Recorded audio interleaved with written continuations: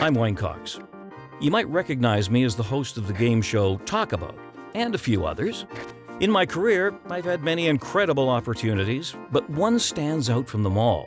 Almost 20 years ago, Saturday Night Magazine reached out to me. They said they were doing a story on Canadian game show hosts and asked if I'd like to come down to sunny Los Angeles for a photo shoot with other game show greats. My fellow game show host Stu Jeffries was also invited, and we flew down together.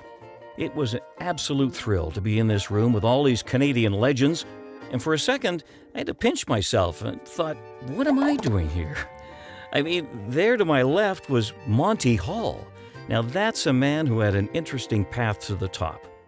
In 1921, Monty was born Monty Halprin in Winnipeg, Manitoba. His parents were Russian Jewish immigrants.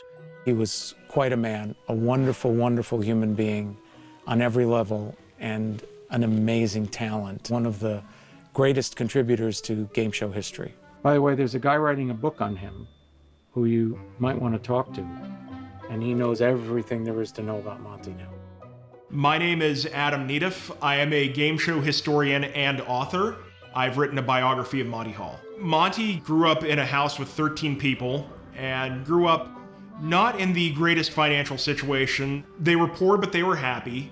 Monty was an exceedingly bright kid, ended up finishing high school around age 14. Skipped a lot of grades, had a knack for doing very difficult math problems in his head, and it was a way that he actually entertained himself when he was sick sometimes. But there was just no money for college, so you had this boy genius. To get by was scrubbing the concrete steps outside of the clothing wholesaler where he worked. A man named Max Fried saw him one day scrubbing the steps and asked Monty's boss, why isn't he in school? Why isn't he going to classes anywhere? And he says, well, his family needs the money. Max Fried goes up to Monty and says, come to my office tomorrow and we'll work something out.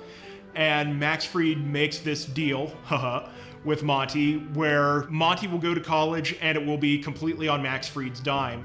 Monty just has to maintain an A average.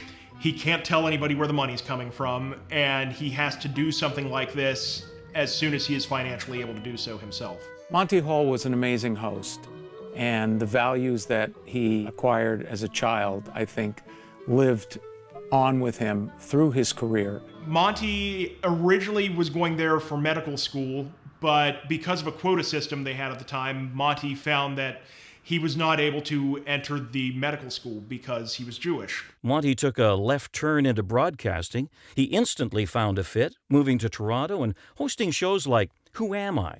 And The Auctioneer.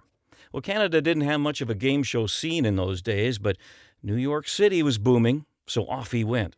Monty went for months and months and months looking for jobs in broadcasting and could not get hired as a host for anything on the air. Another issue that Monty was running into, Monty had a face that made network executives nervous. It was a different time for broadcasting, and sadly, anti-Semitism was common in the industry. Monty was regularly criticized by network executives for his appearance. He was pressured by those around him to get plastic surgery. Eventually, things finally started falling into place. First of all, he gets a show called Video Village, which is one of the most charming shows of the early 1960s. He also became a name as a producer. He began doing a show called Your First Impression. Monty Hall wasn't just a really good host, but he was a creator. He was a force to be reckoned with. Monty now had a dual reputation going, which is a great thing for job security in show business. And Monty began collaborating on Your First Impression with a producer named Stefan Hados. And Monty and Steph came up with a game show that fused together some ideas from shows that they had both previously worked on. Also, both of them were kind of drawn towards the story of The Lady and the Tiger, which is an old mythical tale about a prisoner who could be put to death, and he's offered a choice of two doors, and one is hiding a beautiful woman, and the other is hiding a hungry tiger. Replace the hungry tiger and the beautiful woman with a great prize and a not-so-great prize, and there might be an interesting premise in that. So they named the show Let's Make a Deal. And it was a simple game. It was a game of, do you want this or that?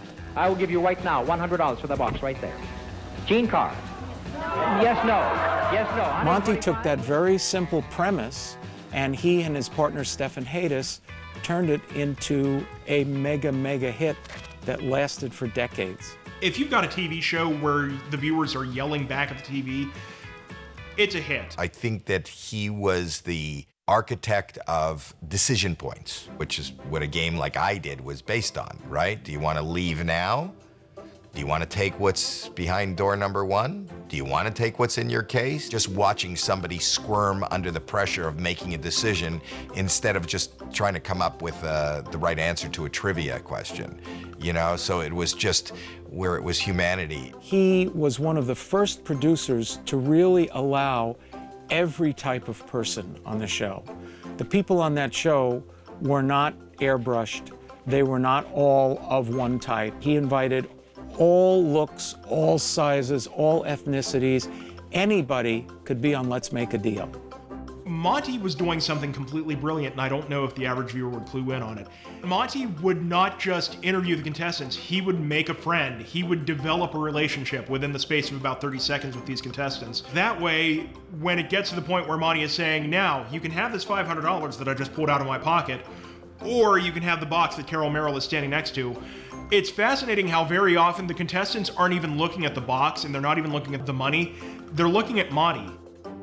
Monty wouldn't mislead me, would he? It creates this fascinating dilemma. It was also the first time we saw a mixture of, for lack of a better term, silliness, you know, where the people could dress up in costumes, but he celebrated humanity. He had a great eye for the social experiment. Game shows are inspirational or aspirational, where you go, that could be me, that's not the decision I would make.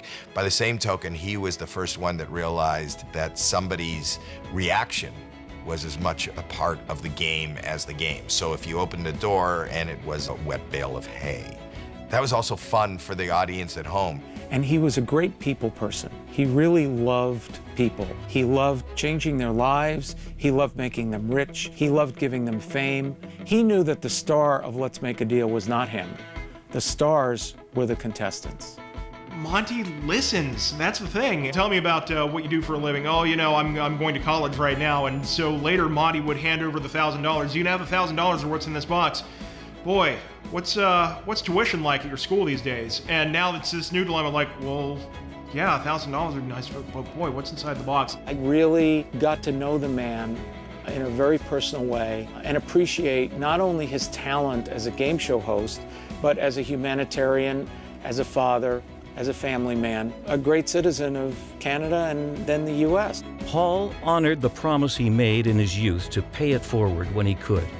His work with charities, hospitals, and telethons was substantial. Monty and Marilyn would stay home and cook dinner far more often than they would go out to eat. Holding back on a nice dinner at a nice restaurant just meant you could write a slightly bigger check the next time a fundraiser came along. And that was how Monty viewed money. And so by the end of his life, he had helped raise or donate over $1 billion to different charities. Monty goes down in history as a host who didn't just make a deal, he made a difference.